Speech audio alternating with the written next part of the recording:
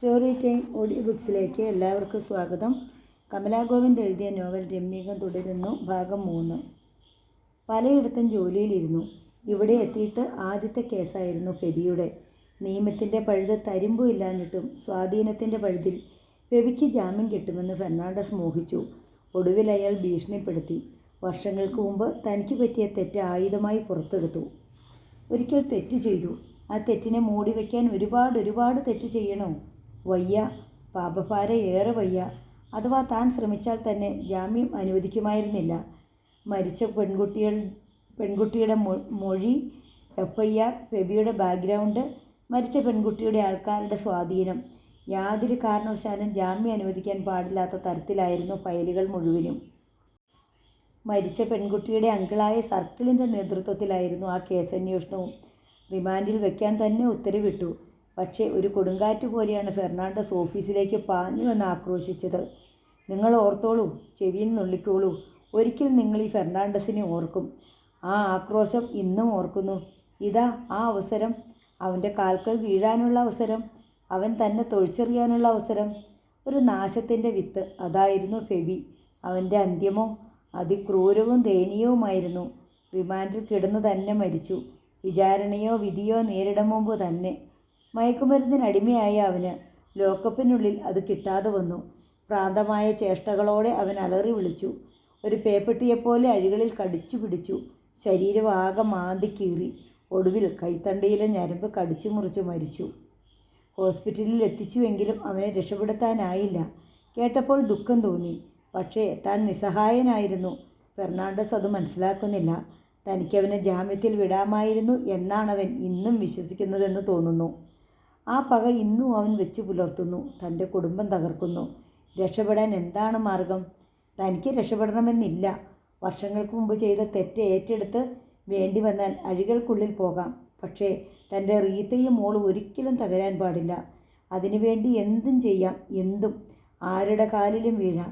മോളെ, പപ്പയുടെ പൊന്നു മോളെ, എന്തു ചെയ്തും പപ്പ ഫ്രിഞ്ചിയെ നിനക്ക് തരും. ഈ പപ്പയ്ക്ക് ജീവനുണ്ടെങ്കിൽ പപ്പ അത് സാധിച്ചു തരും. ജോൺ ഫ്രാൻസിസിന് തെല്ല് സമാധാനം തോന്നി, ധൈര്യം തോന്നി. താൻ കെടാറായ വിളക്കാണ്. ഇനി അണഞ്ഞാലും സാരമില്ല, ഇത്തിരി അഭിമാനം പോയാലും സാരമില്ല. പക്ഷേ മോൾ, അവൾ കെടരുത്, ആളിപ്പടരണം. ഈ വീടാകെ ആ വെളിച്ചം ജ്വലിച്ചു നിൽക്കണം. താൻ പാടുപെടുന്നതും സമ്പാദിക്കുന്നതും അവൾക്ക് വേണ്ടിയാണ്. അവൾ നഷ്ടപ്പെടാൻ പാടില്ല. അവൾ നഷ്ടപ്പെട്ടാൽ പിന്നെ ആരുണ്ട് ഈ ഭൂമിയിൽ തനിക്ക്? താൻ മരിച്ചാൽ അതോടെ എല്ലാം അവസാനിക്കാനോ? അതും പാടില്ല. താൻ മരിച്ചാലേ ഇവിടെ മോളുണ്ടാവണം, മോളുടെ കുടുംബം ഉണ്ടാവണം, കുഞ്ഞുങ്ങളുണ്ടാവണം. തൻ്റെ ഫോട്ടോ ചൂണ്ടി അവൾ പറയണം, അതാ അത് നിങ്ങളുടെ ഗ്രാൻഡ് ബായാണ്, ജഡ്ജി ജോൺ ഫ്രാൻസിസ്. അങ്ങനെ പറഞ്ഞു കൊടുക്കാൻ മോൾ. അത് കേട്ട് ആനന്ദിക്കാനും ഒരു തലമുറ. അതൊക്കെ ഇല്ലെങ്കിൽ പിന്നെ ഈ ഒരു ജന്മം ജീവിച്ച് മരിക്കുന്നത് കൊണ്ട് എന്ത് നേട്ടം? ആ നേട്ടം തനിക്ക് വേണം. ജോൺ മുറിയിൽ നിന്നിറങ്ങി മെല്ലെ നടന്നു. ഐവിയുടെ മുറി അടഞ്ഞു കിടക്കുന്നു. മോളെ, മോളെ, വാതിൽക്കൽ തട്ടി വിളിച്ചു. മോളെ, പപ്പയുടെ മോളെ. പപ്പയെ വിളിക്കുന്നത്. ഒന്ന് വാതിൽ തുറക്ക്. മോളെ, പപ്പായ്ക്ക് ഒത്തിരി കാര്യം പറയാനുണ്ട്. ജോൺ മറുപടിക്കായി കാത്തു. വീണ്ടും വാതിൽക്കൽ തട്ടി. പക്ഷേ വാതിൽ തുറക്കപ്പെട്ടില്ല. മിന്നൽ പിണർ പോലൊരു അപകടശങ്ക ജോണിൻ്റെ നെഞ്ചിലുദിച്ചു. തൻ്റെ മോൾ എന്തെങ്കിലും അവിവേകം? മോളെ, മോളെ. ജോണിൻ്റെ സ്വരം കരച്ചിലിൻ്റേതായി. വല്ലാത്തൊരു ഉത്കണ്ഠ മനസ്സിനെ പിടിച്ചുലച്ചു. മോളെ. ജോണിൻ്റെ തൊണ്ടയിൽ നിന്നൊരു നിലവിളി ഉയർന്നു. ആ നിലവിളി അടഞ്ഞ മുറിക്കുള്ളിൽ റീത്തയും കേട്ടു. ജോണിൻ്റെ നെഞ്ചിൽ പാറിയ ഉത്കണ്ഠയുടെ അതേ മിന്നൽ പിണർ റീത്തയുടെ നെഞ്ചിലും പാറി. വാതിൽ തുറന്ന് അവരും പാഞ്ഞെത്തി. ഇരുവരും വിളിച്ചു, മോളെ, പൊന്നുമോളെ. ആ വാതിൽ തുറക്കപ്പെട്ടില്ല. കെട്ടിടത്തിൻ്റെ ഒരു മൂലയിലാണ് ഐവിയുടെ മുറി. അവൾ ജനാലയും അടച്ചോ, വെന്റിലേറ്ററും അടച്ചോ? ജോണും റീത്തയും ഒരുപോലെ മുറ്റത്തേക്ക് പാഞ്ഞു. കെട്ടിടത്തെ ചുറ്റി ഓടിയെത്തി. ഭാഗ്യം, ജനാല അടച്ചിട്ടില്ല. ഉദ്യോഗത്തോടെ ഇരുവരും നോക്കി. കസേരയിന്മേൽ അനങ്ങാതെ ഒരു കൽപ്രതിമ കണക്കിയ ഐവി. എങ്ങോട്ടോ തുറച്ചു നോക്കുന്ന മിഴികൾ. ഈ ലോകത്തെക്കുറിച്ച് ബോധവതിയല്ലാത്ത മട്ട്. മോളെ. ഇരുവരും ജനലിലൂടെ കൈകൾ അകത്തേക്ക് നീട്ടി. വാതിലൊന്ന് തുറക്കൂ മോളെ. ഐവി അനങ്ങിയില്ല. നോട്ടം ചലിപ്പിച്ചില്ല. വാതിലും തുറന്നില്ല. ബെല്ലടിച്ച് ജോൺ ഫ്രാൻസിസ് കാത്തു നിന്നു. കുര്യാപ്പി തന്നെയാണ് വന്ന് വാതിൽ തുറന്നത്. മിസ്റ്റർ ഫെർണാണ്ടസ് അകത്തില്ലേ? ജോൺ ഫ്രാൻസിസ് ചോദിച്ചു. കുര്യാപ്പി ഒന്ന് നോക്കി. ഏമാനില്ലേ, സാറില്ലേ, അങ്ങുന്നില്ലേ? അങ്ങനെയൊക്കെയാണ് സാധാരണ വരുന്നവരുടെ ചോദ്യം. ഇതാരപ്പാ? കുര്യാപ്പി ഒന്ന് അളന്നു. വേഷം, ഭാവം, പ്രൗഢി അങ്ങുന്നതിനേക്കാൾ വലിയ ആൾ തന്നെ. ദാണ്ടെ വിളിക്കാമേ. കുര്യാപ്പി തൊഴുതു. മോളിലാ, പക്ഷേങ്കിൽ എന്താ? അത് ഈ സമയത്ത് നല്ല കണ്ടീഷനിലല്ല സാറേ. കുര്യാപ്പി പരിങ്ങി. വഴി കാട്ടി തന്നാൽ മതി, ഞാൻ കണ്ടോളാം, ജോൺ ഫ്രാൻസിസ് പറഞ്ഞു. ഞാൻ പറഞ്ഞിട്ട് വരാമേ. അതൊന്നും വേണ്ട, ഞാൻ ചെന്നോളാം. ഓ വന്നാട്ടെ. കുര്യാപ്പി ഭവ്യതയോടെ വഴി കാട്ടി. സ്റ്റെയർ കേസിലൂടെ മുകളിലേക്ക്. ഒടുവിൽ ലോബിയിലെത്തി. സമയം സന്ധ്യയായിരിക്കുന്നു. ഇരുട്ട് ലോബിയിലേക്ക് ചേക്കേറുകയാണ്. എന്നിട്ടും അവിടെ വെളിച്ചമുണ്ടായിരുന്നില്ല. ഇരുട്ടിലാടുന്ന കസേരയും അതിലിരിക്കുന്നയാളും നിഴൽ പോലെ കണ്ടു. കുര്യാപ്പി ലൈറ്റിട്ടു. വെളിച്ചം പെട്ടെന്ന് പൊതിഞ്ഞു പിടിച്ചപ്പോൾ ഫെർണാണ്ടസ് ഞെട്ടിത്തിരിഞ്ഞു നോക്കി. ഒരു നിമിഷം കഴിഞ്ഞേ ശബ്ദം കിട്ടിയുള്ളൂ. ഓ! ജോൺ ഫ്രാൻസിസ് കണ്ടു. ഒഴിഞ്ഞ ഗ്ലാസ്, ഒഴിയാത്ത കുപ്പി, ഐസ് ബക്കറ്റ്. കുര്യാപ്പി പറഞ്ഞത് ശരി തന്നെ. ഫെർണാണ്ടസ് നല്ല കണ്ടീഷനിലായി. ഇപ്പോൾ വരേണ്ടിയിരുന്നോ? പക്ഷേ എത്ര കഴിച്ചാലും ഫെർണാണ്ടസിന് ലെവൽ തെറ്റുകയില്ല. തികഞ്ഞ ബോധവുമുണ്ട്, അറിയാം. അതും മനസ്സിലായിട്ടുണ്ട്. പക്ഷേ അന്ന് ചെറുപ്പമായിരുന്നല്ലോ. ഇന്ന് ലെവൽ തെറ്റുമോ എന്നറിയില്ല. ഞാൻ നിങ്ങളെ പ്രതീക്ഷിച്ചിരുന്നു. ഫെർണാണ്ടസ് കസേര തിരിച്ചിട്ടു. പക്ഷെ ഇന്നാകുമെന്ന് കരുതിയില്ല. സന്തോഷം, ഇരിക്കൂ. നാവിന് ഉദ്ദേശിച്ചത്ര തളർച്ചയില്ല. ആൾ ചെറുപ്പം വിട്ടിട്ടില്ല, ജോൺ മനസ്സിൽ പറഞ്ഞു. എന്നെങ്കിലും നിങ്ങളെ അഭിമുഖീകരിക്കേണ്ടി വരുമെന്ന് 2 വർഷമായി ഞാനും പ്രതീക്ഷിച്ചിരിക്കുകയായിരുന്നു. ഇന്നാകുമെന്നോ ഇത്ര പെട്ടെന്നാകുമെന്നോ ഞാനും പ്രതീക്ഷിച്ചതല്ല, ജോൺ പറഞ്ഞു. എന്ത് ചെയ്യാം ബഹുമാനപ്പെട്ട ജഡ്ജി അവർകളെ. നമ്മളൊക്കെ പ്രതീക്ഷിക്കുന്നത് പോലെയാണോ? കണക്ക് കൂട്ടുന്നത് പോലെയാണോ നീതിയുടെ കണക്കുകൂട്ടൽ? കർത്താവിൻ്റെ നിശ്ചയം? മിസ്റ്റർ ഫെർണാണ്ടസ്, ഞാൻ വന്നത് എന്തിനാണെന്നറിയാമോല്ലോ? അറിയാം. അതാണല്ലോ പറഞ്ഞത് പ്രതീക്ഷിച്ചിരിക്കുകയായിരുന്നു എന്ന്. അതുകൊണ്ട് തന്നെ ഞാൻ അമ്പരൊന്നുമില്ലല്ലോ ഈ വരവിൽ. ഇരിക്കൂ, ഇരുന്ന് സംസാരിക്കാമല്ലോ. എതിരെ കിടന്ന കസേര ചൂണ്ടിക്കാട്ടി ഫെർണാണ്ടസ് പറഞ്ഞു. ജോൺ ഇരുന്നു. ആ മുഖം വല്ലാതെ വലിഞ്ഞു മുറുകി. കണ്ണുകൾ ചുവന്ന് വിങ്ങി. ഇപ്പോൾ കരയും എന്ന മട്ടിലായിരുന്നു. മിസ്റ്റർ ഫെർണാണ്ടസ്, പണ്ട് എങ്ങോ കടന്നു കയറിയ ഒരു തെറ്റ് നിങ്ങൾ ഓർക്കുന്നുണ്ടാവും. അതെല്ലാം മറന്ന് ഞാൻ സൂഹിക്കുകയാണെന്ന്. No, I can't forget it. ഒരിക്കലും കഴിയില്ല, ഒരിക്കലും. തീച്ചൂളയ്ക്കുള്ളിലായിരുന്നു ഞാൻ ഈ വർഷങ്ങൾ അത്രയും. ഒരിക്കലും എൻ്റെ കുടുംബം അങ്ങനെ ആകരുതെന്ന് ഞാൻ ആശിച്ചു. റീത്തയോ മോളോ ഒരിക്കലും ആ ചൂളയ്ക്കുള്ളിൽ വീഴരുതെന്ന് ആശിച്ചു. നിങ്ങൾ പറഞ്ഞതാണ് ശരി. കർത്താവിൻ്റെ കണക്കുകൂട്ടൽ എൻ്റെ ആശ പോലെ ആയിരുന്നില്ല. അവരിരുവരും ഇന്ന് ആ തീച്ചൂളയ്ക്കുള്ളിൽ കത്തി ദഹിക്കുകയാണ്. പക്ഷേ ഫെർണാണ്ടസ്, നിങ്ങൾക്കത് ഒഴിവാക്കാമായിരുന്നു. നിങ്ങൾക്ക് മാത്രം. ഒടുവിലായപ്പോൾ ജോണിൻ്റെ സ്വരം ചിലമ്പിച്ചിരുന്നു. ഒരിക്കൽ നിങ്ങൾക്ക് മാത്രം രക്ഷിക്കാമായിരുന്ന ഒന്നുണ്ടായിരുന്നു ജോൺ. പെട്ടെന്ന് ക്രുദ്ധനായി ഫെർണാണ്ടസ് ചാടി എണീറ്റു. കസാരയിൽ നിന്നും തെല്ലൊന്ന് വേച്ചു. എങ്കിലും പിടിച്ചു നിന്നു. വിരൽ ചൂണ്ടി ക്രുദ്ധതയോടെ തന്നെ തറപ്പിച്ചു പറഞ്ഞു, എൻ്റെ ഫെബിയുടെ ജീവൻ. ഫെർണാണ്ടസ്, നിങ്ങൾ സത്യമറിയാതെയാണ് അന്ന് ഇന്നും. ഇല്ല, ഫെർണാണ്ടസ് ആക്രോശിച്ചു. അല്ല, നിങ്ങൾ FIRൻ്റെ മറ പറയുന്നു, നിയമത്തിൻ്റെ പഴുതു പറയുന്നു. ഒക്കെ തട്ടിപ്പ്. നിങ്ങൾ ഒറ്റയൊരാൾ കാരണം എനിക്ക് നഷ്ടപ്പെട്ടത് ഫെബിയുടെ ജീവൻ മാത്രമല്ല, എൻ്റെ ക്ലാരയുടെ ജീവൻ കൂടിയാണ്. അറിയാമോ അവൾ എങ്ങനെയാണ് മരിച്ചതെന്ന്? കരഞ്ഞ് തകർന്ന്.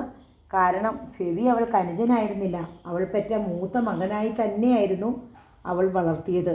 അവൾക്ക് മാത്രമല്ല, ഫെബി എനിക്കും മൂത്ത മകനായിരുന്നു. അവൻ കഴിഞ്ഞിട്ടേ എനിക്ക് ഫ്രിഞ്ച് പോലും ഉണ്ടായിരുന്നുള്ളൂ. ദേഹമാസകലം ചോർന്ന വാർന്ന് ആ കിടപ്പ്. ഞാൻ ഒരുപാട് മരണങ്ങൾ കണ്ടവനാണ്. ബീഫൽസത അതിലേറെ കണ്ടിട്ടുമുണ്ട്. അന്നൊന്നും ഇത്രയേറെ നടുങ്ങിയിട്ടില്ല. ഒക്കെ ജോലിയുടെ ഭാഗം. ഇത് പക്ഷേ അതായിരുന്നില്ല എൻ്റെ ഫെബി. ആ കിടപ്പ് എനിക്ക് ഇന്ന് സഹിക്കാൻ പറ്റിയിട്ടില്ല, മറക്കാൻ പറ്റിയിട്ടില്ല. പിന്നെ എങ്ങനെ ക്ലാരയ്ക്ക് കഴിയും? ആ ഷോക്ക്, ആ ഒറ്റ ഷോക്ക്. 60-ാം ദിവസം. കണ്ടിരിക്കും പത്രത്തിൽ. നിര്യാതരായി എന്ന കോളത്തിൽ ഫോട്ടോ സഹിതം ക്ലാരയെ കണ്ടു. വരാൻ ധൈര്യമുണ്ടായിരുന്നില്ല. ജോൺ മെല്ലെ തലയാട്ടി.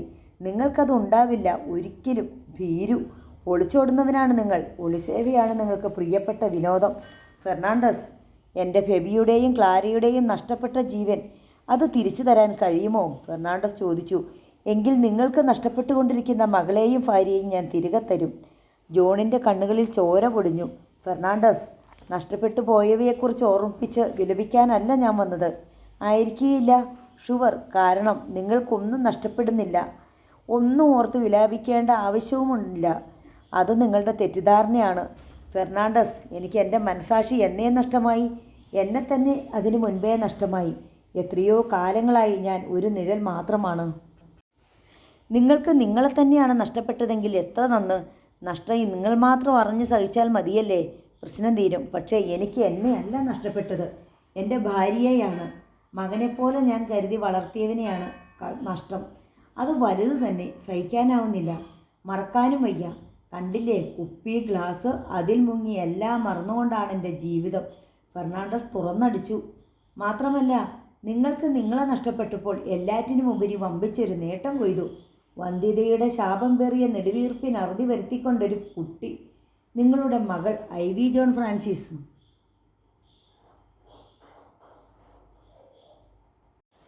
എൻ്റെ മകൾ, എൻ്റെ ജീവൻ പറിച്ചെടുത്ത് ഞാൻ ഓമനിക്കുന്ന എൻ്റെ മകൾ. ആ മകൾ ഇന്നൊരു ശവശരീരം പോലെ അനക്കം പറ്റിയിരിക്കുന്നത് കണ്ടിട്ടാണ് ഞാൻ ഓടിയെത്തിയതും.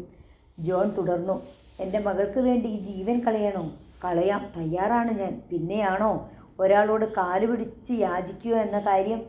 ഫെർണാണ്ടസ്, നമ്മൾ ഇരുവരും വിശ്വസിക്കുന്ന കർത്താവിനെ ശരണം പ്രാപിച്ച് ഞാൻ യാചിക്കുന്നു. എൻ്റെ മകളെ തകർക്കരുത്. എൻ്റെ മകനോട് ഞാൻ അറിയാവുന്ന സത്യം പറഞ്ഞു. അതെൻ്റെ കാര്യമാണ്, ഞാൻ അത്യാവശ്യം ചെയ്തിരിക്കേണ്ടുന്ന ഒരു കാര്യം. പക്ഷേ ആ പെൺകുട്ടി അതിസാമർഥ്യമുള്ളവളാണ്. അവൾ ഒളിച്ചു നിന്ന് കേട്ടു. ചെറ്റക്കുടലിൽ ജനിച്ച പാരമ്പര്യമല്ലേ, അത് കാട്ടാതിരിക്കുമോ? ഫെർണാണ്ടസ്, അതെ, വളർത്തിയത് നിങ്ങളും. നിങ്ങളുടെ സ്വഭാവ ഗുണവും അതേപടി അവൾക്ക് കിട്ടിയിട്ടുണ്ട്. ഫെർണാണ്ടസ് വീണ്ടും പരിഹസിച്ചു. ഫെർണാണ്ടസ്, എനിക്കുള്ളതെല്ലാം ഞാൻ നിങ്ങൾക്ക് തരാം. എൻ്റെ കുട്ടിയെ വേദനിപ്പിക്കരുത്. ജോൺ വീണ്ടും കേണു. ഞാൻ ചോദിച്ചു കഴിഞ്ഞല്ലോ, എനിക്ക് വേണ്ടുന്നത് എന്താണെന്ന്. അത് തരാൻ കഴിയുമോ? ഇല്ലെങ്കിൽ വെറുതെ നിൽക്കണ്ട, പോകാം. ഒരു ജീവൻ ഒരാൾക്ക് അപഹരിക്കാം, പക്ഷെ ഒരിക്കലും ഒരു ജീവൻ തിരികെ കൊടുക്കാൻ പറ്റില്ല. ഒരാളെ തൂക്കിക്കൊല്ലാൻ വിധിയുണ്ടാക്കുന്ന ജഡ്ജിയാണ് താൻ. എന്നെങ്കിലും ഒരാൾക്കൊരു ജീവൻ്റെ കണികയെ തിരിച്ചു കൊടുക്കാൻ ഒരു ജഡ്ജിക്ക് കഴിയുമോ? നിങ്ങൾ നിങ്ങളുടെ മകനെ കൂടി തകർക്കുകയാണ് ഫെർണാണ്ടസ്, എന്നോടുള്ള വാശി തീർക്കാൻ. ജോൺ പറഞ്ഞു. നിങ്ങൾക്ക് തെറ്റിപ്പോയി. നിങ്ങൾക്ക് എന്നെ മനസ്സിലായിട്ടില്ല. ഞാൻ ഒരിക്കലും ആരുടെയും സ്വാതന്ത്ര്യത്തിൽ കൈകടത്താറില്ല. ആരുടെ ബന്ധത്തിന് മുൻപിലും കോട്ട തീർക്കാറുമില്ല. മനസ്സിലായില്ല? വിശദീകരണത്തിൻ്റെ ആവശ്യം ഇവിടെയില്ല. നിങ്ങൾ മനഃപൂർവ്വം എന്നെ തള്ളിപ്പറയുന്നു. ഒരിക്കൽ നിങ്ങൾ എന്നോട് ചെയ്തതാണ്, ഓർമ്മയുണ്ടോ? നിങ്ങളുടെ കാൽക്കൽ വീണ് കിടന്നൊരു ജീവനെ രക്ഷിക്കാൻ കെഞ്ചി കരഞ്ഞത്. നിങ്ങൾ പക്ഷേ ഇവിടെ ചോദിക്കുന്നത് ജീവനല്ല, ജീവിതമാണ്. തുലവും നിസാരം. ഫെർണാണ്ടസ് ഉറക്കെ ചിരിച്ചു. ഉറക്കെ. പിന്നെ ആ കസേരയിലേക്ക് തന്നെ ഇരുന്നു. കസേര ആടിക്കൊണ്ടിരുന്നു. അതിനിടയിൽ വീണ്ടും ആ ഗ്ലാസ് നിറഞ്ഞു. ജോൺ മെല്ലെ എണീറ്റ് പിന്തിരിഞ്ഞു. വ്യസനമുണ്ട് കേട്ടോ, ഒന്നും ചെയ്യാൻ പറ്റാത്തതിൽ, ഫെർണാണ്ടസ് ഊന്നി പറഞ്ഞു. ജോൺ നിന്നു. ഒരിക്കൽ താൻ പറഞ്ഞ അതേ വാചകം അതേപോലെ തിരിച്ചടിക്കുന്നു. പ്രതികാരമാണ്, വാക്കുകളിലൂടെ, വാചകങ്ങളിലൂടെ, പ്രവൃത്തികളിലൂടെ. ഇയാളിൽ നിന്നും ഒന്നും പ്രതീക്ഷിക്കേണ്ട. ഇയാൾക്ക് ഇനി പകരമായി തൻ്റെ ജീവൻ കൊടുത്താലോ? തൃപ്തിയാകുമോ? ജോൺ വല്ലാത്ത നിസ്സഹായതയോടെ സ്റ്റെയർ കേസ് ഇറങ്ങുമ്പോൾ തലയിൽ സ്വയം തല്ലിപ്പോയി. 2 ജീവന് പകരം ഇതാ 1 ജീവൻ. തൃപ്തിപ്പെടുമെങ്കിൽ എടുക്കൂ. എന്നിട്ട് എൻ്റെ കുട്ടിയുടെ ജീവിതം തിരിച്ചുതാ. അങ്ങനെ യാചിച്ചാലോ? പക്ഷേ അയാൾ തൃപ്തനാവില്ല. അയാൾക്ക് തൻ്റെ കുടുംബം തകർക്കണം. ഫെബി എന്ന കാലപാമ്പ് തന്നെ കൊത്തി വിഷം കയറ്റിയതാണ്. വർഷങ്ങളുടെ പഴക്കമുണ്ട്. ഇന്ന് ആ വിഷം നെറുകയിലെത്തിയിരിക്കുന്നു. രക്ഷപ്പെടാമെന്ന് വ്യാമോഹിക്കേണ്ട. അങ്കിൾ, പെട്ടെന്നാണ് വിളി ഉയർന്നത്. ഹാളിൽ നിന്നും പുറത്തേക്കിറങ്ങാൻ ഭാവിച്ച ജോൺ നിന്നു. സ്റ്റെയർ കേസ് ഇറങ്ങി ധൃതിയിൽ നടന്നടക്കുകയാണ് ഫ്രിഞ്ചി. അങ്കിൾ എന്ന് വിളിച്ചതിന് സാറിന് ഫ്രിഞ്ചി നിർത്തി. വിരോധമില്ല ഒട്ടും, കാരണം ഞാൻ ഐവിയുടെ ഫാദറല്ലേ. ഫ്രിഞ്ചി ചമ്മിപ്പോയി. ഞാൻ തൻ്റെ ഫാദറിനെ കാണാൻ വന്നതാണ്. ഞാൻ കേട്ടു എല്ലാം. ഡാഡിക്ക് ഐവിയുടെ ഫാദറിനോടുള്ള പകയുടെ കാരണവും ഇപ്പോഴാണ് മനസ്സിലായതും. ഫെബിച്ചായൻ എനിക്ക് അങ്കിൾ ആയിരുന്നില്ല. പക്ഷേ എന്തു ചെയ്യാം, എല്ലാം കഴിഞ്ഞ കഥകൾ. ഫെബി സ്വന്തം ജീവിതവും സ്വയം അറിഞ്ഞ് നശിപ്പിച്ചവനാണ്. ജോൺ പതിയെ പറഞ്ഞു. പക്ഷേ എനിക്ക് പറയാനുള്ളത്, ആ ഒരാളുടെ തന്നെ പേര് ചൊല്ലി ഇനിയും 2 ആളുടെ ജീവിതം കൂടി നശിക്കരുത് എന്നാണ്. ഐവി എല്ലാം അറിഞ്ഞുവല്ലേ? ഫെർണാണ്ടസുമായുള്ള ഐവിയുടെ കൂടിക്കാഴ്ചയെ 2 വർഷമായി ഞാൻ ഭയത്തോടെ നോക്കിയിരിക്കുകയായിരുന്നു. ഐവി ഡാഡിയെ കണ്ടില്ലെങ്കിൽ, ഫ്രിഞ്ചി പറഞ്ഞു. താഴെ കാറിനുള്ളിൽ അവളെ ഇരുത്തിയിട്ടാണ് ഞാൻ മുകളിലേക്ക് പോയത്. പക്ഷേ നിർഭാഗ്യം, ഞങ്ങളുടെ സംഭാഷണം അവൾ കേട്ടു. എന്നെ പിന്തുടർന്ന് മുകളിലേക്ക് വന്നിരിക്കാം, പക്ഷെ അതറിഞ്ഞില്ല. സംഭവിക്കാൻ പാടില്ലാത്തതായിരുന്നു അതൊക്കെ. ഐവിയെ വളരെ നിർബന്ധിച്ചാണ് ഞാൻ ഇവിടെ എത്തിച്ചത്. ഇങ്ങനെ ആകാൻ വേണ്ടി ആയിരുന്നില്ല താനും. മാപ്പ് ചോദിക്കുന്നു. ജോൺ വേദനയോടെ മന്ദഹസിച്ചു. അവൾ വല്ലാതെ വിഷമിക്കുന്നുണ്ടോ അങ്കിൾ? വിഷമോ? ഓ ഇല്ല, എന്ത് വിഷമം? ജോൺ പിറുപിറുത്തു. അത് പോകട്ടെ, ഫ്രിഞ്ചി ഒരു സത്യം പറയുമോ? എന്താ അങ്കിൾ? തെരുവോരത്തിരുന്ന് ഒരിക്കൽ കരഞ്ഞിരുന്ന ഒരു അനാഥ പെണ്ണല്ല സെഷൻസ് ജഡ്ജി ജോൺ ഫ്രാൻസിസിൻ്റെ മകൾ ഐവി എന്ന് കരുതാൻ ഫ്രിഞ്ചിക്ക് കഴിയുമോ? ഒരു നിമിഷം നോക്കി നിന്നു അവൻ. തൻ്റെ മുൻപിൽ നിൽക്കുന്ന ഈ മധ്യവയസ്കൻ വല്ലാത്തൊരു ചുഴിയിലാണെന്ന് ഫ്രിഞ്ചി അറിഞ്ഞു. ഡാഡിയുമായുള്ള സംസാരം മുഴുവൻ താൻ കേട്ടതല്ലേ. എന്നോ എടുത്തു വളർത്തിയ ഒരു മകൾക്ക് വേണ്ടി തൻ്റെ ഡാഡിയുടെ മുൻപിൽ സ്ഥാനം പോലും മറന്ന് കെഞ്ചി. ജനിപ്പിച്ചില്ലെങ്കിൽ എന്ത്? ഇത്രയും സ്നേഹം സ്വന്തം പിതാവിന് പോലും നൽകാനാവുമോ? ഈ സ്നേഹം ഇത്രയും ആ മനസ്സിലുള്ളപ്പോൾ ഐവി എങ്ങനെ ഒരു അനാഥ പെണ്ണാവും? ആ മകൾക്ക് വേണ്ടി ഇനിയും മനുഷ്യൻ തൻ്റെ കാൽക്കലും വീഴുമോ? വീഴും. ആ ദുഃഖഭാവവും നിറയുന്ന മിഴികളും അതാണ് സൂചിപ്പിക്കുന്നതും. അത് പാടില്ല. അല്ലെങ്കിൽ തന്നെ ഐവി ഇനി ആര് തന്നെ ആയാലെന്ത്? തനിക്ക് അവളെ വേണം, അതിന് മാറ്റമില്ലല്ലോ. എന്താ കഴിയില്ല അല്ലേ? ജോണിൻ്റെ സ്വരം വല്ലാതെ പതറിയിരുന്നു. കഴിയും, ഫ്രിഞ്ചി തറപ്പിച്ച് പറഞ്ഞു. എനിക്ക് വേണ്ടത് ഐവിയാണ്. അവൾ ആര് തന്നെ ആയാലും അവളെ എനിക്ക് വേണം. ജോണിൻ്റെ കണ്ണുകൾ തുളുമ്പിപ്പോയി. സന്തോഷത്തിൻ്റെ തിരത്തള്ളലായിരുന്നു അത്. മതി, എനിക്ക് ഈ വാക്കു മതി, ഇതുമാത്രം. കാരണം ഞാൻ എന്നോ ചെയ്ത തെറ്റിൻ്റെ പേരിൽ എൻ്റെ കുട്ടി ക്രൂശിക്കപ്പെടരുത്. അവളെ ഞാൻ തന്നെ ഫ്രിഞ്ചിയെ ഏൽപ്പിക്കാം. അവൾ എന്നെ വല്ലാതെ തെറ്റിദ്ധരിച്ചിരിക്കുന്നു കുട്ടി. തെറ്റ്, ചെറുപ്പത്തിൻ്റെ ചോരത്തിളപ്പിൽ വിവേചനമില്ലാതെ ചെയ്ത തെറ്റ്. ഞാനത് മനസ്സിലാക്കുന്നു. ഇന്നിപ്പോൾ രാത്രി ആയല്ലോ.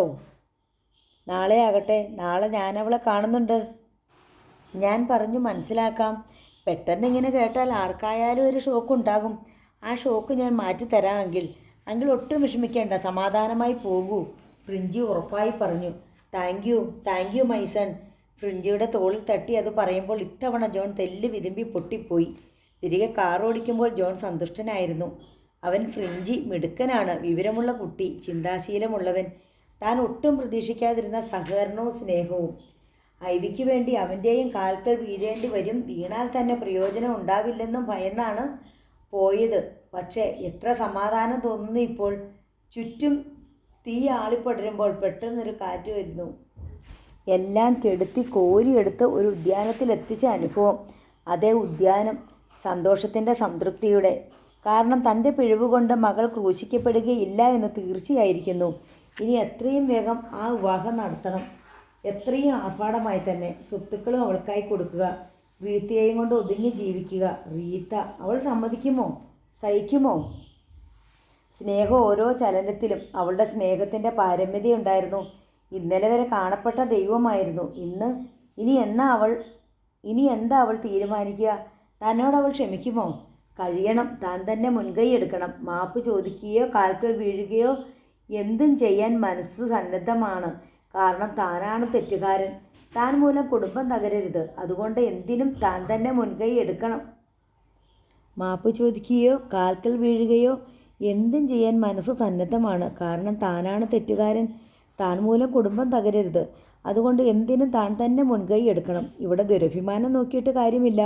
അല്ലെങ്കിൽ തനിക്ക് എന്തഭിമാനം? എത്രയോ വർഷങ്ങൾക്ക് മുമ്പ് തന്നെ തൻ്റെ അഭിമാനം പോയിരിക്കുന്നു. ഒരു മുഖംമൂടി കൊണ്ട് എല്ലാം മറിച്ച് ഇന്നുവരെ ജീവിച്ചു. വീർപ്പ് മുട്ടി പിടഞ്ഞു തന്നെ. ഒരർത്ഥത്തിൽ ഈ പൊട്ടിത്തെറി അനിവാര്യമായിരുന്നു. എല്ലാം ഒന്ന് പൊട്ടിയൊലിച്ചു പോയാൽ ഇത്തിരി ആശ്വാസം കിട്ടുമല്ലോ. ഇനി പൊയ്മുഖം വേണ്ട. നെഞ്ചു പുകഞ്ഞിരിക്കുമ്പോഴും ചിരിക്കണ്ട. തളർന്ന കാലുകൾ ഒക്കെ ഭാരം കൂടുമ്പോൾ തെല്ല് വിശ്രമിക്കാം. ഒന്ന് തല ചായ്ക്കാം. അതെ, സംഭവിക്കുന്നതെല്ലാം നല്ലതിനാണ്. അത്യുത്സാഹവാനായി തന്നെ കാർ ഓടിച്ചു. അത്യുത്സാഹത്തോടെ തന്നെ ഗേറ്റ് വരെ എത്തി. അതോടെ എല്ലാ ഉത്സാഹവും കെട്ടടങ്ങിപ്പോയി. പോർച്ചിൽ നിർത്തിയ കാറിൽ നിന്ന് ഇറങ്ങുമ്പോഴേക്കും ജോൺ ആകെ തളർന്നിരുന്നു. സ്വന്തം ശരീരത്തിന് ഒരാനയുടെ കനമുള്ളതുപോലെ. ജോൺ കണ്ടു പുകഞ്ഞു കത്തുന്ന തൻ്റെ വീട്. അതെ, ഈ വീട് കത്തുകയാണ്.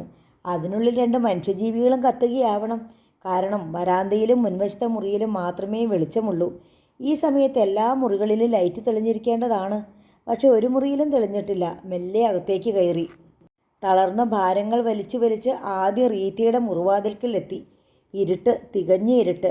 ഹാളിലെ രൂപക്കൂടിന് മുമ്പിൽ കത്തിച്ചു വെച്ച മെഴുകുതിരിക്ക് താഴെ ഇരുന്ന് പ്രാർത്ഥിക്കേണ്ടുന്ന സമയം. ഞങ്ങളുടെ പിതാവേ, ഞങ്ങൾക്ക് വേണ്ടി അപേക്ഷിക്കണമേ എന്ന്.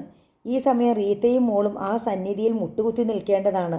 പക്ഷേ ഇതാ, മുറിക്കുള്ളിൽ ലൈറ്റ് പോലും തെളിക്കാതെ. അകത്ത് കടന്ന് ലൈറ്റിട്ടു. ബെഡിൽ ഒരു പ്രതിമ പോലിരിക്കുന്ന റീത്ത മെല്ലെ ബെഡിനെ സമീപിച്ച് റീത്തയുടെ അരികിലിരുന്നു. റീത്ത, പതിയെ വിളിച്ചു. ഗദ്ഗതം തിങ്ങി നിറഞ്ഞിരിക്കുന്ന തൊണ്ടയിൽ കുരുങ്ങി ഒരു നിശ്വാസം പോലെയായിരുന്നു ആ വിളി. റീത്തയിൽ അനക്കമില്ല. റീത്ത, ഇത്തവണ ചുണ്ടി കലർന്ന കരച്ചിൽ അലിഞ്ഞു ചേർന്ന അസഹ്യത പൊട്ടിത്തെറിച്ച സ്വരമായിരുന്നു. അവരുടെ ഇരുതോളിലും പിടിച്ച് കുലുക്കുകയും ചെയ്തു. എൻ്റെ ദൈവമേ! ജോൺ സ്വയം തലക്കടിച്ചു. പിന്നെ മെല്ലെ എഴുന്നേറ്റ് ഇഴയുന്നത് പോലെയാണ് നീങ്ങിയത്. റീത്ത അപ്പോഴും കൽപ്രതിമ പോലെ ഇരുന്നു. സ്വന്തം മുറിയിലേക്ക് നീങ്ങവേ ഒന്ന് നിന്നു. ഐവിയുടെ മുറി. അതടഞ്ഞു കിടക്കുന്നു. അതിനുള്ളിലും വെളിച്ചമില്ലെന്നറിഞ്ഞു. ഒന്ന് തള്ളി. കുറ്റിയിട്ടിരിക്കുന്നു. ഒരിക്കലും ഈ വാതിലിനകത്തു നിന്ന് കുറ്റി വീണിട്ടില്ലെന്നോർത്തു. ഒരിക്കലും ഇതിനുള്ളിൽ ഇരുട്ട് കടന്നിട്ടില്ലെന്നോർത്തു. ഇങ്ങനെ നിശബ്ദമായിട്ട് ഈ മുറി കിടന്നിട്ടില്ല. ഉറങ്ങുമ്പോൾ ഒരിക്കൽ പോലും ഐവി വാതിലടയ്ക്കാറില്ല. മിക്കപ്പോഴും താനോ റീത്തയോ വന്ന് ബെഡ് ലാമ്പ് ഓൺ ചെയ്തിട്ട് ലൈറ്റ് അണയ്ക്കും. ടേപ്പ് മിക്കപ്പോഴും നിർത്താതെയാവും ഉറങ്ങുക. അത് നിർത്തിയിട്ട് വാതിൽ ചാരിപ്പോരും. അല്ലെങ്കിലും ഐവി വെറുതെ ഇരിക്കാറില്ല. ചെടികൾ താലോലിച്ച് വളർത്തും. അവളുടേതായി ഒരു ഗാർഡൻ ഉണ്ടല്ലോ മുറ്റത്ത്. പിന്നെ ചെയ്യുക കിളികളെ പരിപാലിക്കലാണ്. പ്രാവ് മുതൽ മൈന, തത്ത ഒക്കെയുണ്ട്. മുയലിനെയും വളർത്തുന്നുണ്ട്. ഇതൊന്നുമല്ലെങ്കിൽ ഗിത്താർ വായിച്ചുകൊണ്ടിരിക്കും. ഒന്നാന്തരം പ്ലെയറാണവൾ. ഫ്രിഞ്ചി എന്ന കുട്ടിയുമായുള്ള അടുപ്പവും അങ്ങനെയാണല്ലോ. ഇപ്പോഴിതാ എല്ലാ ശബ്ദങ്ങളും നിലച്ചിരിക്കുന്നു. എല്ലാ ശബ്ദങ്ങളും. അകത്ത് തിങ്ങി നിറഞ്ഞ ഇരുട്ട്. ആ ഇരുട്ടിനെ കൂട്ടുപിടിച്ചിട്ടാണോ അവൾ വാതിൽ കുറ്റിയിട്ടത്? വാതിലിൽ മുട്ടി പലതവണ. ഐവി മോളെ വിളിച്ചു പലതവണ. പപ്പായ്ക്കൊരു കാര്യം പറയാനുണ്ട് മോളെ. ഇല്ല, വാതിൽ തുറന്നില്ല. അകത്തും അനക്കമില്ല. ലൈറ്റും തെളിഞ്ഞില്ല. ജോണിൻ്റെ എല്ലാ പ്രതീക്ഷകളും അസ്തമിക്കുകയാണ്. ഭാര്യയും മകളും ഒരുപോലെ, ദയവിൻ്റെ ഒരു കണിക പോലും കാട്ടാതെ, വിട്ടുവീഴ്ചയുടെ ഒരു ചെറിയ ചലനം പോലും ഇല്ലാതെ. പിതാവേ, ഇവനെ നീ നശിപ്പിക്കുകയാണോ? ഇത്രയും കാലം എരുതിയിൽ വെന്തിട്ടും നീ എന്നെ മനസ്സിലാക്കുന്നില്ലയോ പിതാവേ? ജോൺ നെഞ്ചിൽ കൈവച്ചു. ഉള്ളിൽ തീകോളം കറങ്ങിത്തിരിയുന്നു. മെല്ലെ സ്വന്തം മുറിയിൽ ചേക്കേറി. ആർക്കും വേണ്ടാത്ത വെളിച്ചം തനിക്കും മാത്രം എന്തിന്? ലൈറ്റ് ഇട്ടില്ല എന്നല്ല, വെളിച്ചത്തെ ഭയപ്പെടുന്ന പോലെ നേരെ ചെന്ന് കിടന്നു ബെഡിലേക്ക്.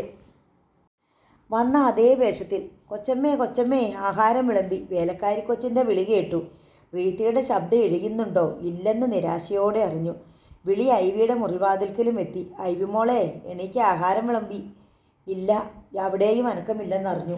ഒടുവിൽ വാതിൽക്കൽ മുട്ടും വിളിയും തൻ്റെ മുറിക്ക് മുന്നിലെത്തി. തൻ്റെയും ശബ്ദം ഉയരണ്ട. മിണ്ടിയില്ല. ഒടുവിൽ അവൾ മടുത്തുപോയിരിക്കുന്നു. പിന്നെ വീട് മുഴുവൻ നിശബ്ദതയിലാണ്ടു. അന്ന് ആദ്യമായി ഇത്തിരി ശബ്ദത്തിനായി ജോൺ വല്ലാതെ കൊതിച്ചു. ഈ നിശബ്ദത വല്ലാതെ ഭയപ്പെടുത്തുന്നു. വർഷങ്ങൾക്ക് ശേഷം വല്ലാത്തൊരു ഉൾഭയം പിടികൂടി. രണ്ട് കണ്ണുകൾ, തുറച്ചു നോക്കുന്ന രണ്ട് കണ്ണുകൾ, ചോരയിൽ പിടിയുന്ന ഒരു ജീവൻ. സെമിത്തേരിയിലെ കല്ലറയ്ക്കുള്ളിൽ ആ ശവശരീരം ഇടുമ്പോഴും ആ കണ്ണുകൾ മിഴിഞ്ഞു തന്നെ ഇരിക്കുന്നത് ശ്രദ്ധിച്ചു. ആ നോട്ടത്തിൽ അന്നേ പതറിയതാണ്. പിന്നെ ആ കണ്ണുകളെ മറക്കാൻ ശ്രമിച്ചു. മറന്നു. പക്ഷേ ഇത് അപ്രതീക്ഷിതമായ ആ ഓർമ്മ വല്ലാതെ പൊതിഞ്ഞു പിടിക്കുകയാണ്, വരിഞ്ഞു മുറുക്കുകയാണ്. ജോൺ കിടന്ന് പിടഞ്ഞു പുളഞ്ഞു. വല്ലാത്തൊരു കാളരാത്രി. ചെറിയാൻ സംഭവത്തിന് ശേഷം എത്രയോ രാത്രികൾ. ഉറക്കം വരാതെ തിരിഞ്ഞും മറിഞ്ഞും കിടന്ന രാത്രികൾ. അരികിൽ കിടന്നുറങ്ങുന്ന റീത്തയെ അന്നൊക്കെ അസൂയോടെ നോക്കിയിരുന്നിട്ടുണ്ട്. ഒന്നും അറിയാത്ത അത്യഗാധമാർന്ന ഉറക്കത്തിലാണ്ട് കിടക്കുന്ന റീത്ത ഇന്നും കാളരാത്രിയാണ്. പക്ഷേ ഇന്ന് തീർച്ചയുണ്ട്. റീത്തയും തന്നെപ്പോലെ തന്നെ ഉറങ്ങാനാവാതെ കിടന്ന് പിടയുകയാവാം. കാരണം 20 വർഷമായി അവൾ മറന്നു കിടന്നിരുന്ന സത്യം അവൾ വന്ധ്യയാണെന്നത്. ആ സത്യം ഇന്ന് അവൾക്ക് മുമ്പിൽ പല്ലിളിച്ച് കാട്ടുന്നു. ഉറങ്ങാനാവുമോ അവൾക്ക്? പ്രസവിച്ചതല്ലെന്ന് ഒരിക്കൽ പോലും തോന്നാതെ ജീവൻ പോലും ഇറ്റിച്ച് നൽകി വളർത്തിക്കൊണ്ടുവന്ന മകൾ പെട്ടെന്നൊരു ദിവസം അവൾ നിങ്ങളെൻ്റെ അമ്മയല്ല എന്ന് പറഞ്ഞാൽ ഉറങ്ങാനാവുമോ? ഇല്ല, റീത്തയ്ക്ക് ഉറങ്ങാനാവില്ല. ജോൺ എണീറ്റ് മുറിയിലൂടെ ഉലാത്തി. പിന്നെ കിടന്നു. പിന്നെയും എണീറ്റ് നടന്നു, കിടന്നു. ഒടുവിൽ എപ്പോഴെന്നറിയില്ല, ജോണിൻ്റെ അരികിലും നിദ്രയെത്തി. മെല്ലെ ജോണിൻ്റെ നെറ്റിയിൽ ഉമ്മ വെച്ചു. നെഞ്ചിൽ തഴുകി തലോടി. 8 മണിയായിട്ടും ജോൺ ഉണർന്നില്ല. 8 മണി കഴിഞ്ഞാൽ ബഹളം വെച്ച് പാഞ്ഞെത്തി കുത്തി ഉണർത്തുന്ന മകൾ ഇന്ന് അതിനെത്തിയില്ല. എന്തൊരു ഉറക്കമാണ് ജോണിച്ച ഇത്. ഇങ്ങോട്ടൊന്ന് എണീക്കുന്നേ എന്ന് പറഞ്ഞാൽ തട്ടി ഉണർത്താൻ റീതയും എത്തിയില്ല. അതുകൊണ്ട് തന്നെ ജോൺ ഉണരാൻ വൈകി. ഉണർന്നിട്ട് ഏറെ നേരം കഴിഞ്ഞിട്ടേ ഒന്ന് അനങ്ങാനും ഒന്ന് എണീക്കാനും കഴിഞ്ഞുള്ളൂ. അത്രയ്ക്ക് തളർച്ച, നിരാശ, അനിശ്ചിതാവസ്ഥ. പിന്നെ ഓർത്തു, ഒരാശ്വാസവാക്ക്, ഒരു തലോടൽ ഒക്കെ ഏറ്റവും ആവശ്യമായിരിക്കുന്ന സന്ദർഭമാണ് തനിക്ക്. പക്ഷെ പ്രതീക്ഷിക്കേണ്ട, ആശ്വാസത്തിനായി കേഴുമ്പോഴും മറ്റുള്ളവരെ സമാശ്വസിപ്പിക്കേണ്ട ചുമതലയും തനിക്ക് മാത്രമാണ്. ഭാര്യയെ, മകളെ. താൻ തകർന്നോട്ടെ, അവർ തകരാൻ പാടില്ല. ജോൺ എണീറ്റു. മെല്ലെ മുറിവിട്ടിറങ്ങുമ്പോൾ കേട്ടു ഫോൺ ബെൽ. ചെന്നെടുത്തു. അങ്കിളാണോ? ഫ്രിഞ്ചിയുടെ സ്വരം തിരിച്ചറിഞ്ഞു. ആ സ്വരം കേട്ട മാത്രയിൽ പെട്ടെന്നൊരു ഉണർവ് സിരകളിലാകെ പടരുന്നതറിഞ്ഞു. ഇന്നലെയും അവനെ കണ്ടു കഴിഞ്ഞപ്പോൾ താൻ ഉത്സാഹവാനായി തീർന്നു എന്നോർത്തു. ഒരുപക്ഷെ തൻ്റെ കുടുംബത്തെ ആകെ രസിച്ചിരിക്കുന്ന തീ അണയ്ക്കാൻ ഇവന് മാത്രമേ ഇനി കഴിയുകയുള്ളൂ. യെസ്, ജോൺ പറഞ്ഞു. ഞാൻ തന്നെ. എനിക്ക് സ്വരത്തിൽ സങ്കോചം. ഐവിയെ കിട്ടണം. ചോദിച്ചു. Yes uncle. ഫ്രിഞ്ചി ചമ്മിയിട്ടുണ്ട്. ഒന്ന് വിളിക്കുമോ? എന്നിട്ടും അവൻ ചോദിച്ചു.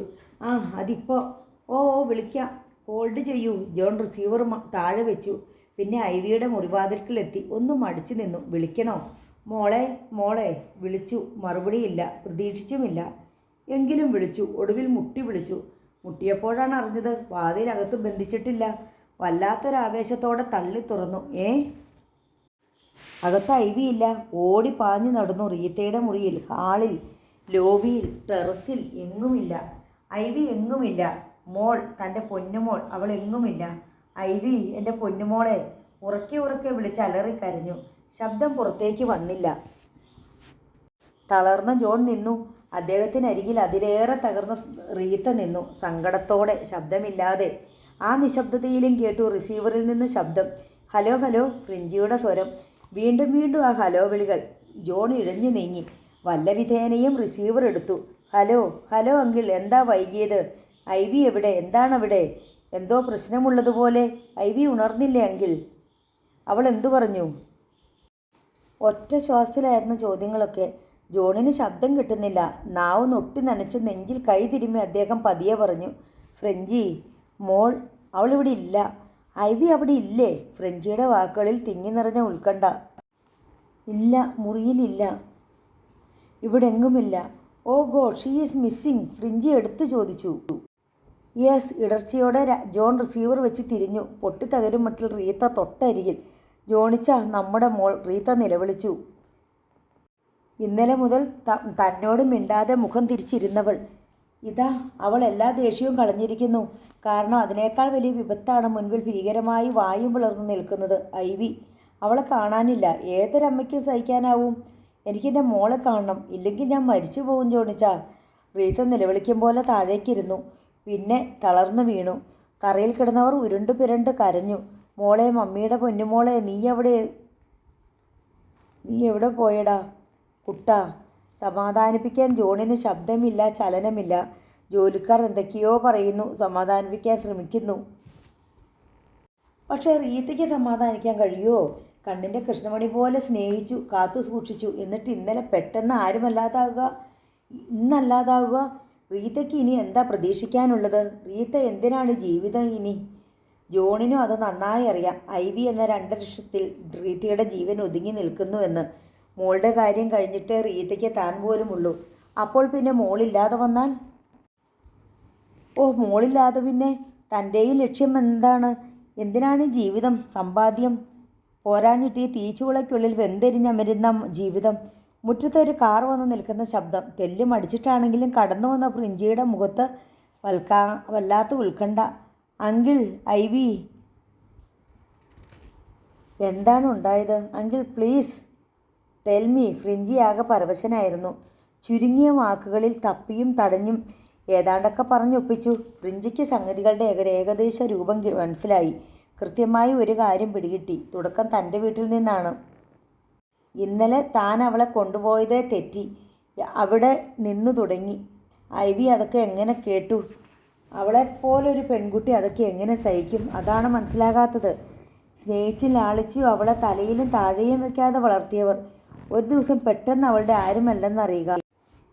അതും അവൾക്ക് ആരുമില്ലാതാക്കിയതും അവൻ തന്നെയാണെന്നറിയുക. വല്ലാത്തൊരു ഷോക്കായിരിക്കില്ലേ അത്? അതെ. അതുകൊണ്ടിനി പോണോ? ഐവി എവിടെ പോയിരിക്കും? പോവുക എന്നത് എല്ലാറ്റിനും പരിഹാസമാണോ? ഫ്രിഞ്ചി മെല്ലെ നീങ്ങി. ജോൺ വഴികാട്ടി. ഐവിയുടെ മുറിയിൽ അരിച്ചു പെറുക്കി. ഒരു തുണ്ട് കടലാസിൽ പോലും അവൾ ഒന്നും എഴുതി വെച്ചിട്ടില്ല. എവിടെ പോകുന്നുവെന്നോ എങ്ങോട്ട് പോകുന്നുവെന്നോ എന്താണ് ലക്ഷ്യമെന്നോ. അങ്കിൾ വിശ്രമിക്കൂ, ഞാൻ അന്വേഷിക്കാം. ഐവി എവിടെയുണ്ടെങ്കിലും ഞാൻ കണ്ടുപിടിച്ച് കൊണ്ടുവരാം. എനിക്കറിയാം അവൾ എവിടെയായിരിക്കും പോയിരിക്കുക എന്ന്. എവിടെ പോയാലും ഇന്നവൾ തന്നെ മീറ്റ് ചെയ്യാതിരിക്കില്ല. ഷുവർ, ഫ്രിഞ്ചി സമാധാനിപ്പിച്ചു. ജോണിൻ്റെ കണ്ണുകൾ തുളുമ്പി. ഫ്രിഞ്ചിയെപ്പോലൊരു മകൻ്റെ സാന്നിധ്യം ഏറ്റവും അത്യാവശ്യമായിരുന്ന സന്ദർഭം. താൻ ഭാഗ്യഹീനനായിപ്പോയി. അല്ലെങ്കിൽ ഒരു മകൻ പാപത്തിൻ്റെ ഫലം അനുഭവിക്കുക തന്നെ. ഫ്രിഞ്ചി തൻ്റെ കാർ സ്റ്റാർട്ട് ചെയ്തു. ജോൺ പ്രതിമ പോലെ നോക്കി നിന്നു. ഒന്നും ചെയ്യാനുള്ള ശേഷിയില്ലായിരുന്നു. ഫ്രിഞ്ചി താനും ഐവിയെ സന്ധിക്കാറുള്ള പതിവ് സ്ഥലങ്ങളിലൊക്കെ കാത്തു നിന്നു. അവൾ തന്നെ കാണാൻ എത്താതിരിക്കില്ല. പക്ഷെ ഫ്രിഞ്ചിയുടെ കാത്തുനിൽപ്പ് വൃഥാവിലായി. അതോടെ അവൻ്റെ കാർ പാഞ്ഞു തുടങ്ങി. ഐവിയുടെ ഫ്രണ്ട്സിൻ്റെ അടുത്തൊക്കെ, നഗരത്തിലെ ലേഡീസ് ഹോസ്റ്റലുകളിലൊക്കെ. എങ്ങുമില്ല. നോവൽ നാളെ തുടരും.